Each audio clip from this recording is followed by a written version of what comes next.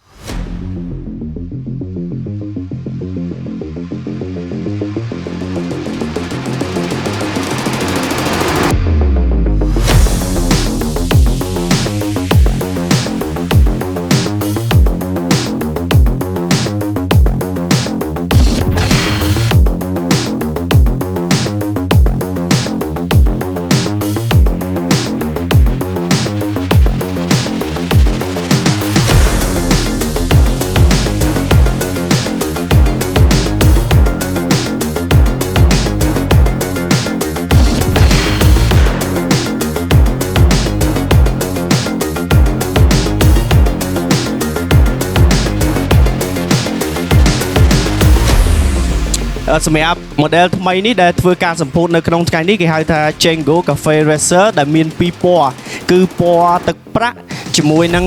ពណ៌កដៅប្រមេះដែលយើងនៅខាងឆ្វេងដៃរបស់ខ្ញុំហ្នឹងដែលបងប្អូនបានឃើញណាហ្នឹងហើយបន្ទាប់មកទៀតតាក់ទងជាមួយនឹងម៉ូតូដែលបានផ្លាស់ប្ដូរគេផ្លាស់ប្ដូរទៅដល់ Windshield តាក់ទងជាមួយនឹងកែប style single seat តាក់ទងជាមួយនិមិត្តសញ្ញាតែរបស់ប្រទេសបារាំងអីចឹងទៅហើយទាំងអស់នេះគឺជាការដែលបន្ថែមដែលតាក់ទងជាមួយនឹង style cafe របស់គេណាសូមអរសាទរការសម្ពោធជាផ្លូវការនិងការបង្ហាញនៅរូបរាងរបស់ Verzo Django Cafe Racer 150cc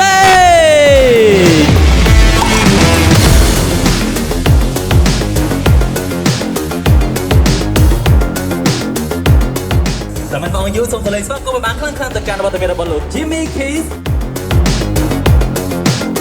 ចាស់ស្ដែងខ្ញុំបានប្រើប្រាស់ម៉ូតូ Verzo ផ្ទាល់ខ្ញុំទទួលមោទនភាពពីម៉ូតូនេះច្រើនមែនទែនហើយដោយសារតែខ្ញុំចូលចិត្តប្រាសាទចូលចិត្តដើរតាមព្រៃភ្នំដែរអញ្ចឹងនៅពេលដែលខ្ញុំដើរតាមប្រាសាទខ្ញុំទទួលអារម្មណ៍ថាខ្ញុំដូចជាមនុស្សសម័យបារាំងសម័យអីអញ្ចឹងប៉ុន្តែបែបទំនើបអញ្ចឹងហើយបានជាខ្ញុំតែងតែថតជាមួយនឹងម៉ូតូហ្នឹងទៅតាមប្រាសាទហើយអ្វីដែលពិសេសវាអត់ដែលធ្វើទុកខ្ញុំសោះវាធ្វើឲ្យខ្ញុំមានអារម្មណ៍ថា comfort ហើយចូលចំណោមគេគ្រប់រូបភាពបានល្អទាំងអស់